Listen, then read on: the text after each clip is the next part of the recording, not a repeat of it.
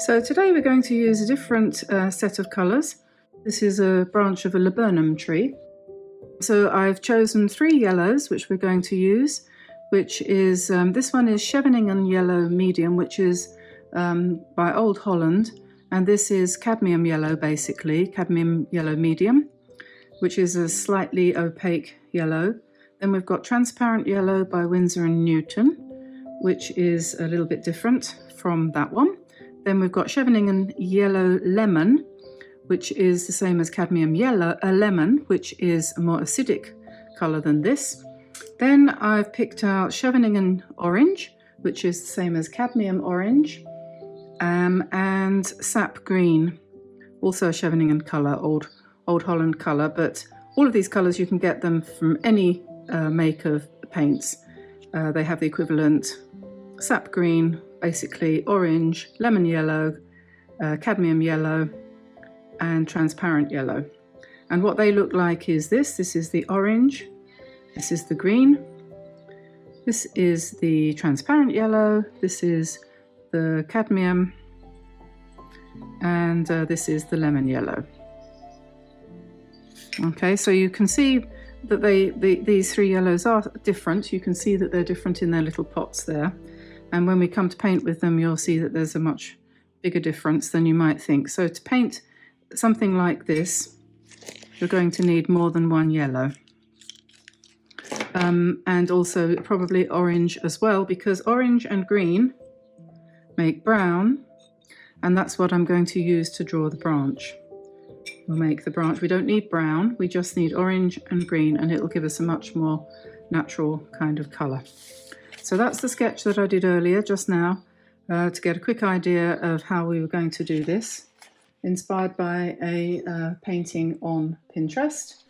And I think it's always a good idea to acknowledge the fact that we've been inspired by other people's work or by photos. I was looking at some photos of laburnum trees in plant nurseries and things like that. And actually I used to live in a road called Laburnum Avenue, so it's kind of quite nice really to paint a laburnum branch. So we're going to do this really simply. We're not going to make a big song and dance about this. It's going to be a nice relaxing loose painting. And as you saw in the sketch, I've started off by just painting circles in yellow. So I'm going to mix different shades of yellow using the 3 that I pointed out, and we're just going to paint overlapping circles, bigger near the top, and we're going to continually change our colour by dipping into the different little pots of colour, or if you're doing it on a palette, same thing. So I mean, the flowers are bright yellow, they really are, on a laburnum tree. Very bright, quite acidic, quite transparent. So it's up to you to choose whatever colours you happen to have on hand. Well, as long as they're yellow, I suppose. And just, you know, just paint yellow. Yellow is good for the soul, makes you feel happier if you're feeling a little bit down. So we'll put a little bundle of them over here and make them smaller as they come to the bottom. You could do this on a big piece of paper if you want. It's quite a meditative thing if you do it slowly, isn't it? Put some orange ones in, pale orange. I've just mixed the orange with the yellow. Put a few up here. And then, so I was using my number 14 large Drawwell nylon round brush for those, and I'm going to swap to the same make of brush but a number 7 round, and I'm going to mix a little bit of, first of all, I'm going to mix a little bit of orange with a little bit of green to give me a brownish tint, and it's always a good idea to try the colour out before you actually use it. So it needs a bit more orange, I think, to make the brown. Don't want it too brownish. So I'm going to this is where it's a good thing to have a slightly shaky hand, because you can sometimes get if you can hold it near the end, then your hand will inevitably shake a little bit, so you get a much more uneven and therefore more pleasing line. It doesn't matter, in fact you want it to bleed into the flowers a little bit, and so now I'm just adding a little bit more green on the end where the plant is, the flowers are growing. I'm not going to use any blue in this.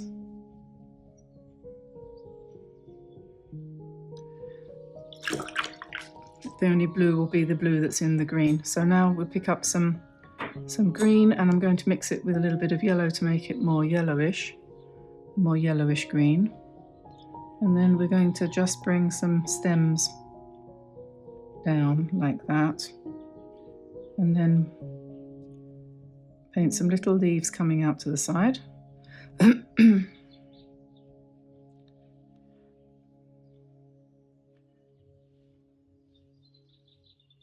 Just join some of the flowers on going out sideways.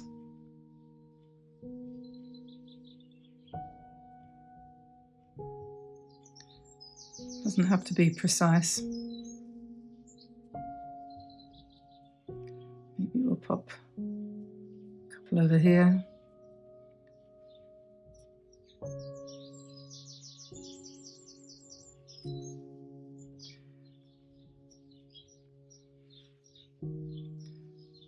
And over here, a few more.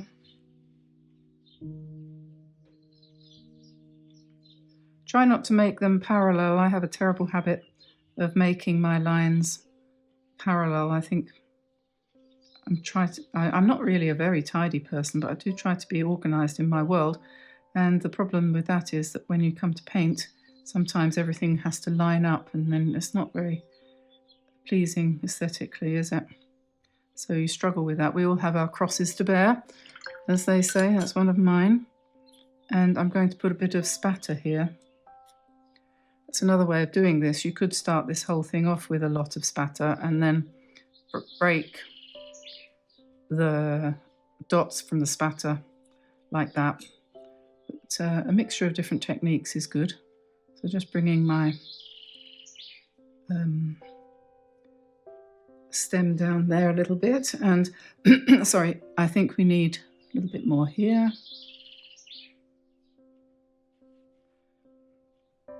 And then I'm going to switch back to my bigger brush, and I'm going to take some lemon yellow and a little bit of green, and I'm going to paint in some nice big leaves, some nice big transparent leaves. Like that. And I'm going to put another one here.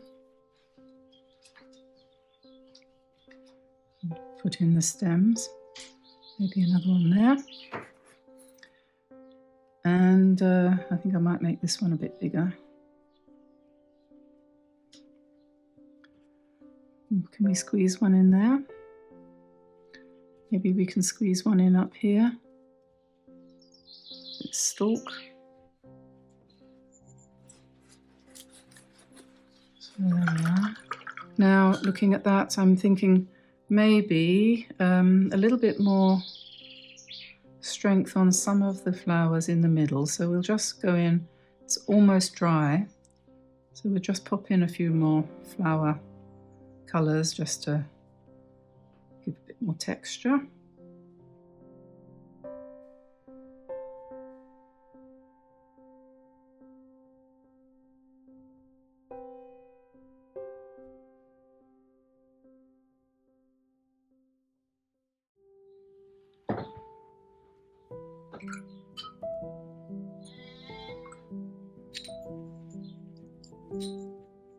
Now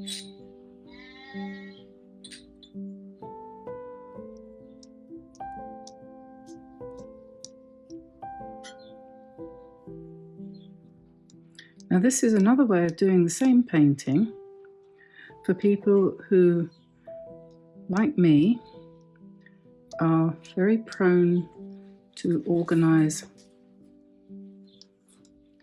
things when they land on the page. So the idea of this is to basically give yourself a random shape by randomly throwing paint on the page and then randomly trying to join up some of the dots, basically.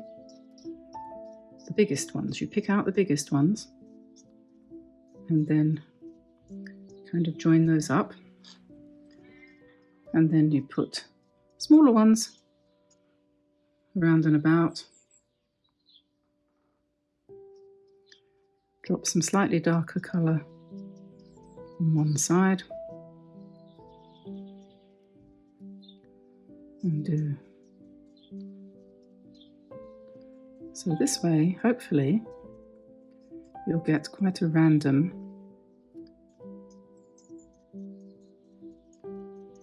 arrangement. That's the idea anyway.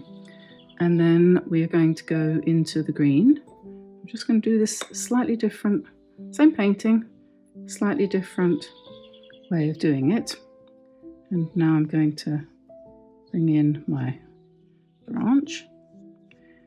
I always think it's a good idea to think about doing something twice.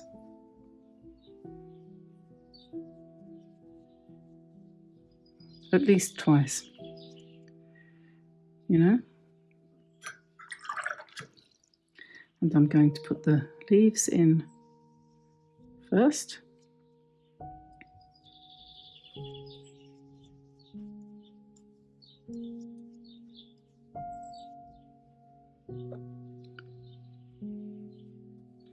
Try to make them different sizes, different shapes and overlapping. Add some yellow. Maybe put, I'm not sure what colour I picked up there. Oh, that's right. Okay, so you can then, if you've got the right colour, drop in the hanging stems.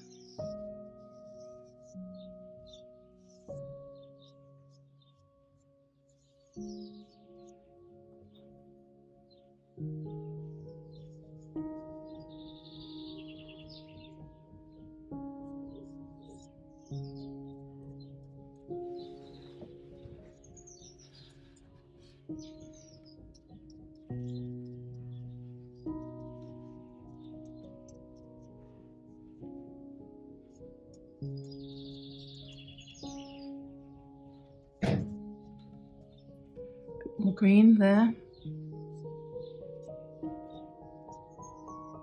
Let's put another one up here.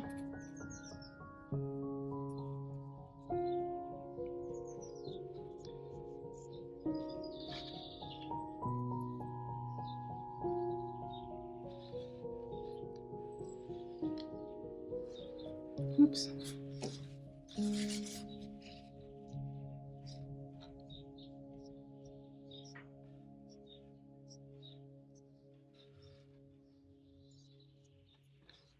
This one automatically looks a bit more abstract.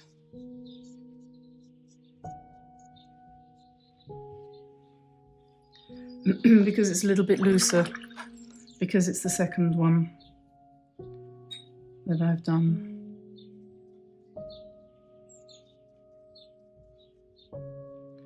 So now I'm just putting in some more flowers.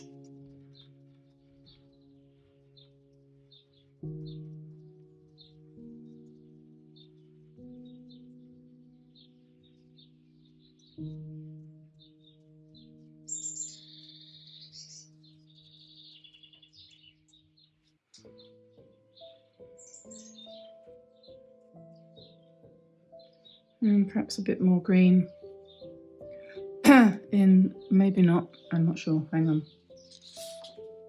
That's a brown, a bit brown up here.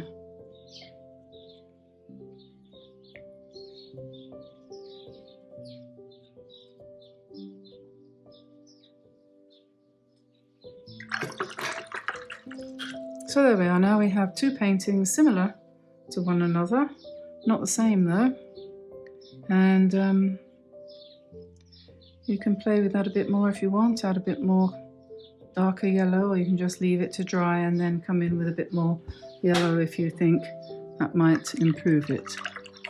So we'll leave those to dry. They're going to take a little while because they're quite a lot of water on there. Here's the other one that's beginning to dry, and when they're dry, I might come in and on one of them finish it off with some pen and ink. I think I will. I think I'll come in to perhaps this one. We'll see what they look like when they're dry. So now I'm just coming back into this painting and I'm just adding a little bit more yellow in certain places to just kind of intensify some of the darker parts of the yellow and just make the whole thing a little bit more balanced. And I also will be adding a little bit more green to the leaves to give them a bit more form. And I did talk about perhaps adding some pen and ink work to one of these paintings, but actually at the end when I'd finished both of them I decided against that for the time being, because they both are quite pleasant in the way they turned out, and I think somehow in some ways the black ink would spoil the freshness of the yellow paint. So I've decided to leave those for now. But what is interesting, particularly interesting for me, is the difference between the two paintings, the one that I did first and the one that I did afterwards, using the two different methods. And I really recommend that you give it a try and do that yourself for two main reasons really. One is that it's always a good idea to do any painting twice, and this one in fact I did 3 times because I did the preliminary sketch.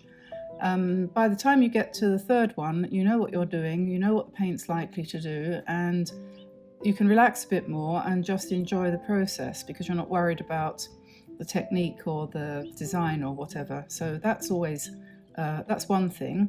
And the other thing is with this particular painting, because the second time, or the last time I did it, I spattered the paint on initially, as you remember, and then kind of joined up the dots a bit, which gave it a much more random and slightly abstracted sort of feel to it, which I think is quite nice.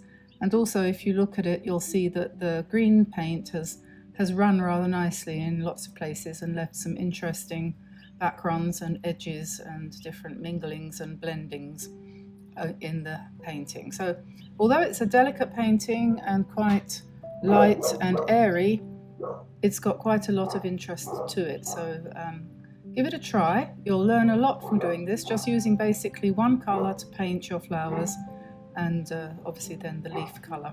So it's a very restricted palette, really good exercise for you to do. So time to say goodbye now, and I'll let you get on with your painting for the day, and I'm going to go and cook the lunch, and I'll say bye-bye for now. So bye-bye everybody, and here's the final painting.